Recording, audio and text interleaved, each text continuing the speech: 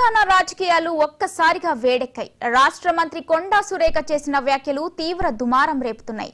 మంత్రులు కమిషన్లు తీసుకోకుండా సంతకాలు చేయరని ఆమె చేసిన ఆరోపణలు సంచలనం సృష్టించాయి. దీనిపై మరింత సమాచారం మా స్పెషల్ కరెస్పాండెంట్ శ్రీకాంత్ అందిస్తారు. శ్రీకాంత్, చెప్పండి.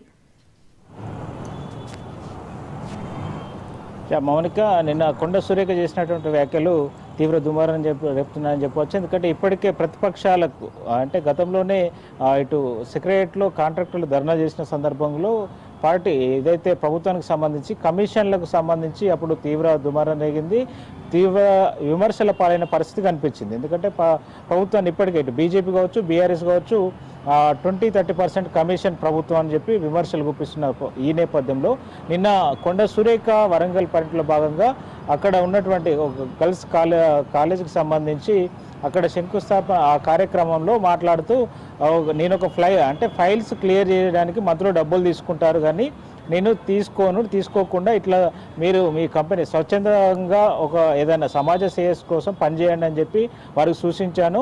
ఆ సంస్థ వారు ఒప్పుకున్నారు. సిఎస్ఆర్ ఫండ్స్ నుంచి 5 కోట్లు కేటాయించారని చెప్పి ఆమె ఆడ ప్రసంగించారు. అయితే దీనికి సంబంధించి ఇటు ప్రతిపక్షాలు ఆరోపణ చేస్తున్నాయి. నేను అలాంటి వ్యాఖ్యలు చేయలేరు, ముందు వెనుక దీన్ని ఎడిటింగ్ చేశారు.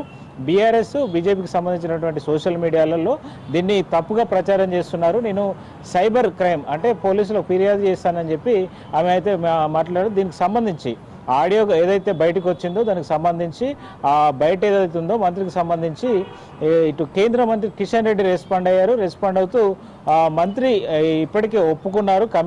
కాంగ్రెస్ ప్రభుత్వం కమిషన్ల ప్రభుత్వాన్ని స్వయంగా మంత్రి ఒప్పుకున్నారు.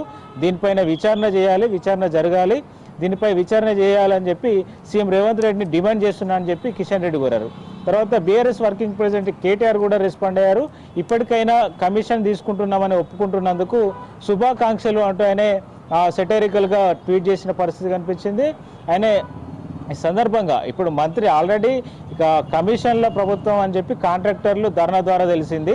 ఇప్పుడు వారి పేర్లు ఎవరెవరు మంత్రులు ఎంత తీసుకుంటున్నారో మంత్రి వెల్లడించాలని చెప్పి దీనిపైన విచారణ చేయాలని చెప్పి ఇటు కేటీఆర్ కూడా డిమాండ్ చేసిన పరిస్థితి. అంటే ఒక్కసారిగా కొండ సురేఖ చేసినటువంటి వ్యాఖ్యలు ఏవైతే ఉన్నాయో దీనిపై రాజకీయంగా దుమారం అని చెప్పొచ్చు. ఒక రకంగా ఆమె వ్యాఖ్యలు ఇటు ప్రతిపక్షాలకు అస్త్రంగా మారాయని చెప్పొచ్చు.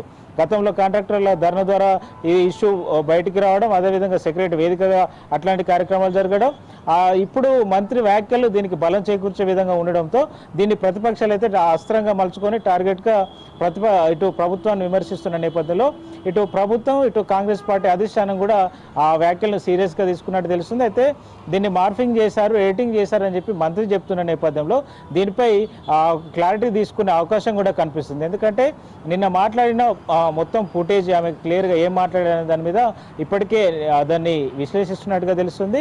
ఆమె సైబర్ క్రైమ్ ఫిర్యాదు చేస్తానని చెప్పిన నేపథ్యంలో నిజంగా ఆమె మాట్లాడలేదా, గత ప్రభుత్వం అని చెప్పిందా అనేటువంటి అంశాన్ని కూడా పరిశీలిస్తున్నారు. ఎందుకంటే నిన్న మాట్లాడిన దాని ప్రకారం అయితే ఆమె ప్రస్తుతాన్ని ఉదాహరిస్తూనే మాట్లాడారని చెప్పి ప్రస్తుతం ఎవరైతే అక్కడ కవరేజ్కి వెళ్ళిన మీడియా ప్రతినిధులు కావచ్చు, అదేవిధంగా ఆ డయాస్ పంచుకున్నవారు కావచ్చు, అక్కడున్న ఆమెతో పాటు డయాస్ ఎవరైతే ఆ వేదిక మీద ఉన్నారో వారు కూడా అంటే గత అనే మెన్షన్ చేయకుండానే మాట్లాడారనేది వారు చెప్తున్న మాటలైతే ద్వారా తెలుస్తుంది. అయితే ఇది ఎడిటింగ్ చేశారా, మార్ఫింగ్ చేశారా వీడియోను అంటే ఆడ ముందు వెనుక మాట్లాడిన దాన్ని ఏంటంటే బీఆర్ఎస్ ప్రభుత్వంలోనే మంత్రులు డబ్బులు ఇవ్వకుంటే ఫైళ్లు కదలపోయేది అనే అంశాన్ని నేను ప్రస్తావించాను. కాంగ్రెస్ మంత్రులు బాగా పనిచేస్తున్నారు, కాంగ్రెస్ ప్రభుత్వానికి బాగా పేరు వస్తుంది, దీన్ని ఓర్వలేక నా మీద పనిగట్టుకొని అసత్య ప్రచారం చేస్తుంది బీఆర్ఎస్ అని చెప్పి ఆమె కామెంట్స్ చేయడం జరిగింది. కొద్దిసేపటి క్రితమే ఒక పత్రికా ప్రకటన కూడా విడుదల చేయడం జరిగింది. అయితే కఠినమైన చర్యలు కూడా తీసుకుంటామని మాట్లాడినప్పటికీ ఈ వీడియో మాత్రం ఇప్పటికే వైరల్గా మారింది. ప్రముఖంగా దీనికి సంబంధించి గతంలో కాంట్రాక్టర్ ధర్నాతో ముడిపెడుతూ ప్రస్తుతం మంత్రి కామెంట్స్కి సంబంధించి వీడియో అయితే వైరల్ అవుతున్న పరిస్థితి కనిపిస్తుంది. అయితే దీనిపైన కాంగ్రెస్ అధిష్టానం దృష్టికి ఇప్పటికే క్యాబినెట్ కొలీగ్స్ కొంతమంది అధిష్టానం దృష్టికి తీసుకెళ్లినట్టు తెలుస్తుంది, సీఎం దృష్టికి వెళ్ళినట్టుగా తెలుస్తుంది. సీఎం రేవంత్ రెడ్డి కూడా ఇప్పటికే దీనిపై సమీక్షిస్తున్నట్టుగా తెలుస్తుంది. అయితే మొత్తానికి దీనిపైన దర్యాప్తు జరగాలి అనేటువంటి డిమాండ్ అయితే మెయిన్గా పెరిగింది. Mounika, right, thank you Srikanth.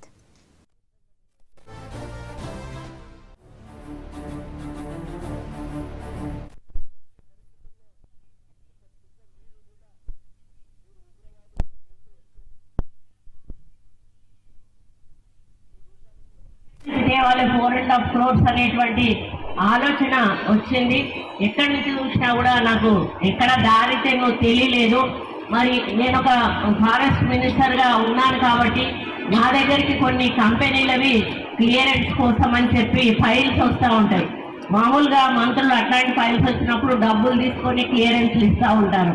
నేనన్నా మాకు ఒక న్యాయ పైసా మీరు ఇవ్వాల్సిన అవసరం లేదు, మీరు సమాజ సేవ చేయండి, మా స్కూల్ ఒకటి డెవలప్ చేయండి, మా పేరు మీద అది మీ పేరు గుర్తుండిపోతుంది అని చెప్పినప్పుడు వాళ్ళు మేము పై వాళ్ళతో మాట్లాడాలి మేడం, మా చేతుల్లో లేదు అని సదానంద రెడ్డి గారు చెప్పి ఆ కంపెనీకి చెందినటువంటి ఓనర్స్ తోటి మాట్లాడి డెసిషన్ తీసుకుంటామని ఒక 3-4 సార్లు వాళ్ళు రావడము పోవడము, చివరకు వాళ్ళు ఈ 4.5 కోట్ల రూపాయలతోటి ఇది నిర్మాణం చేస్తామని దాన్ని గోరంతలు కొండంతలుగా చేసి మళ్ళీ పూర్తి వీడియోలు కూడా ప్రసారం చేయకుండా అక్కడ ముక్క ఇక్కడో ముక్క తీసి అతకబెట్టి మార్ఫింగ్ చేసి దాన్ని వేరే ఆలోచన అంటే వేరే మీనింగ్ వచ్చే విధంగా ప్రజల్లోకి పంపిస్తూ తప్పుడు ప్రచారం చేస్తున్నటువంటి ఈ బీఆర్ఎస్ పేడ్ బ్యాచ్ ని దయచేసి వాళ్ళను నువ్వు గాని ఇటువంటివి చేయడం మాన్పించకపోతే భవిష్యత్తులో చాలా ఇబ్బంది పడేటువంటి అవకాశం ఉంటది. ఎందుకంటే ఈ రోజు మేము కోట్లాది రూపాయలు ప్రజలకు ఖర్చు పెట్టి ఒక్క రూపాయి కూడా డబ్బులు వాళ్ళ నుంచి ఆశించకుండా ఈరోజు మీరు చూస్తూ ఉన్నారు. ఈ 6 గ్యారంటీల విషయంలో కానీ, ఫ్రీ బస్సు విషయంలో కానీ, ఉచిత కరెంటు విషయంలో కానీ, మరి ఆరోగ్యశ్రీ విషయంలో కానీ, అదేవిధంగా మరి ఇంకా ఫీజు రియంబర్స్మెంట్ విషయంలో కానీ తీసుకున్న ఇప్పుడు రైతు రుణమాఫీ కానీ, రైతు బంధు కానీ ఇటువంటివి మీరు ఒకసారి పరిశీలించినప్పుడు ఎక్కడా కూడా మేము కాంగ్రెస్ పార్టీ వాళ్ళకే ఇవ్వాలి అని ఎక్కడా కూడా మేము మాట్లాడలేదు, ఎక్కడ కూడా పార్షాలిటీ చూపించలేదు.